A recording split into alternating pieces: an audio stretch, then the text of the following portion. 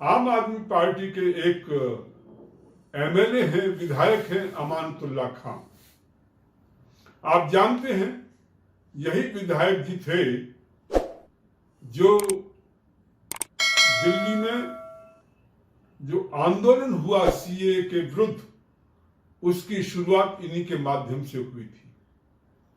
और इन्होंने ही सबसे पहले जामिया मिलिया के छात्रों को भड़काया था हिंसा के लिए, और बड़े स्पष्ट तौर पर भड़काया था। और उसके बाद जो भी आंदोलन चला उसकी परिणति अंत में दंगे के रूप में दिल्ली में हुई।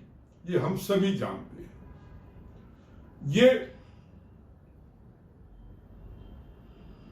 अरविंद केजरीवाल के लिए मुस्लिम वोट का जुगाड़ करते हैं और मुस्लिमों को अपने अंदर रखने की, अपने कंट्रोल में रखने की कोशिश करते रहते हैं। और इसलिए ये हमेशा इस ढंग के बयान देते रहते हैं जिससे कि मुस्लिम जो हैं इनके कंट्रोल से बाहर न जा सके।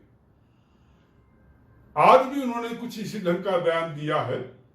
यति नरसिंहानंद सरस्वती ने कल प्रेस क्लब में एक पत्रकार वार्ता की थी और उसमें उन्होंने बताया था कि वे सभी धर्मों के धर्माचार्यों को बुला रहे हैं सितंबर के महीने में, और एक संसद करना चाहते हैं हरिद्वार में, जिसमें सभी धर्मों के गैर मुस्लिम जो धर्माचार्य हैं वो आएंगे और वो इस बात पर चर्चा करेंगे कि इस्लाम के द्वारा किस प्रकार से जो गैर मुस्लिम हैं उनको हमेशा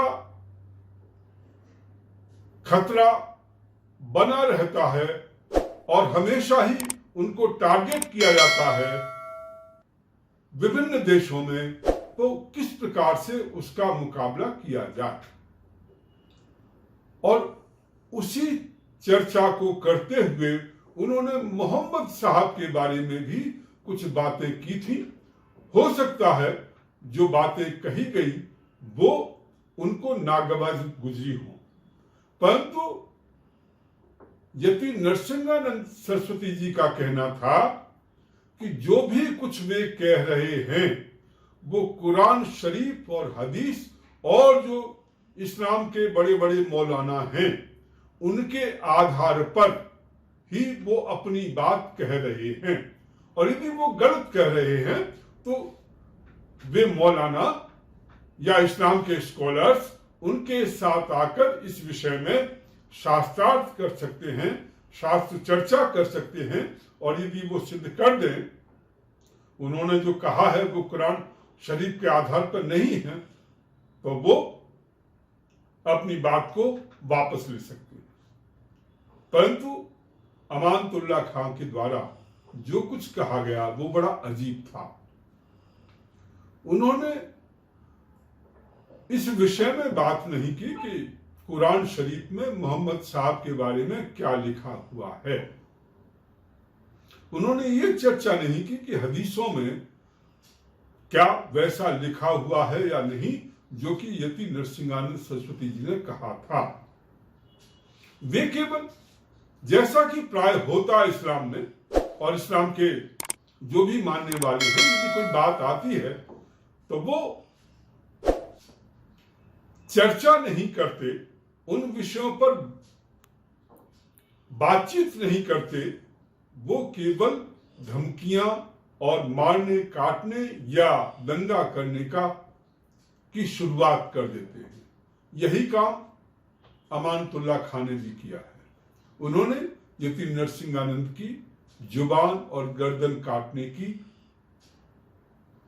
धमकी दी है, साथ में दिल्ली पुलिस को भी बीच में ले लिया है। तो मैं समझता हूं कि उनका ये बयान अपने आप में बहुत आपत्तिजनक है।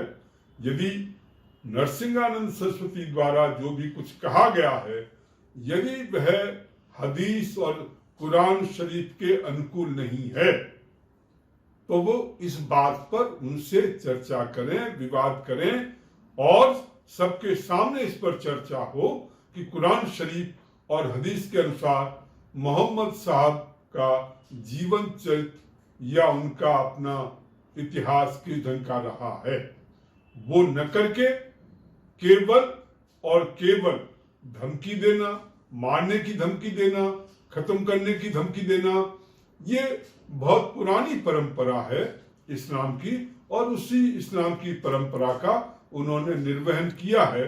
मैं समझता हूं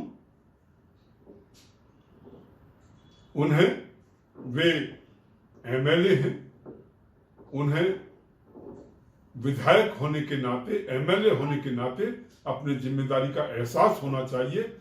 यदि वे इस ढंग से धमकी देना शुरू करते हैं और हिंसा को बढ़ावा देते हैं तो ये न उनके लिए अच्छा होगा, न समाज के लिए अच्छा होगा, न देश के हित में होगा।